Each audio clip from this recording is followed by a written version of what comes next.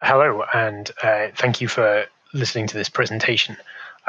Just before we start, I would like to recognize that this is the work of a lot of different people, and I'm just presenting it. So I'd like to thank the technical experts group for data in marine spatial planning in Europe, and also the working group, many of whom are named on this slide, for all the effort that they've put into helping us to get to this point where we can present some of our work towards a metadata profile for marine spatial plans in Europe. So why are we talking about yet another metadata profile? And I think in terms of marine spatial planning, there's several different reasons why we're thinking about a new metadata profile. Marine spatial planning, it's very important to have governance, to think about audits, to think about monitoring approaches, and to think about the life cycle and the lineage and enrichment of a marine spatial plan. Then in terms of monitoring, metadata is really important in looking at compliance with mandates, legislation, and policy. Again, talking about the monitoring approaches to a marine spatial plan. Metadata is also really important in terms of protecting data at rest when the plans are active and not being worked on, but also protecting data in motion when the plans are being updated. Then metadata is really helpful in terms of being able to create analytics, discovering data, cataloging data, managing workflows around data. Really important as people use marine spatial plans and put them into practice.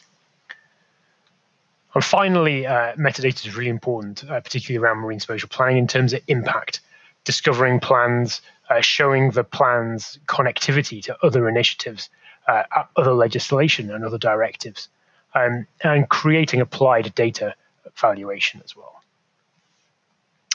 So the approach of the working group to date has been to identify a wide variety of use cases and requirements for a metadata profile for marine spatial plans.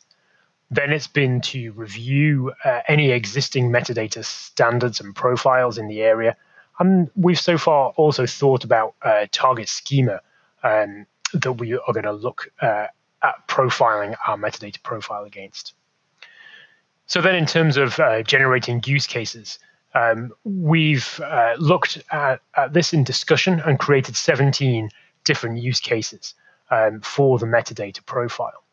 These range from basic discovery of a marine spatial plan through to a range of other things, like what's the spatial coverage, spatial hierarchy that the marine spatial plan has? Is it embedded in other areas with their own marine spatial plan, or is it adjacent to other marine spatial plans? What's the temporal coverage? When's the plan going to be updated? When's it in force? What organizations are involved in a plan? Why are they involved in the plan? And how can I contact them? Then we've also thought about connections with EMODNet, the European Marine Observation and Data Network, Marine Strategy Framework Directive in Europe, and national and regional policies and legislation. We've also looked at the discovery of data related to a marine spatial plan, what data went into creating the marine spatial plan, and what data have been outputs from the plan. Now, in terms of existing metadata profiles, there really aren't that many out there. So we've taken a couple that we've looked at and started to assess how well these match the needs that we've identified and the use cases we've identified. And one of them is from the European Union's Marine Spatial Planning platform, and that's illustrated here. The other area, the other provider of a metadata profile for marine spatial plans is HELCOM that we've identified.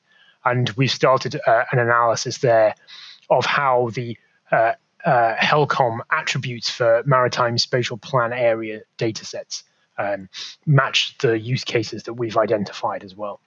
And so we've started to draft what our metadata profile might look like. There's a much more detailed definition of this that's begun to be worked on to answer the use cases that we've identified. But so far, at the core is a description of the marine plan and its attributes. Then linked to that is a geographic coverage that can be nested into various geographic features.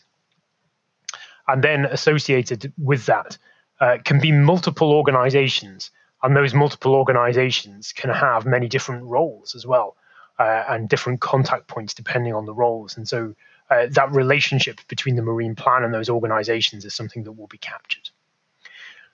Then as well, we are linking out to a number of different, hopefully digital entities describing policies that are linked to the marine plan in some way, legislation that is in some way linked to the marine plan, and also data sets that have either been used to inform the marine plan or have been created as an outcome of the marine plan. And we want to make this data metadata available in many different places.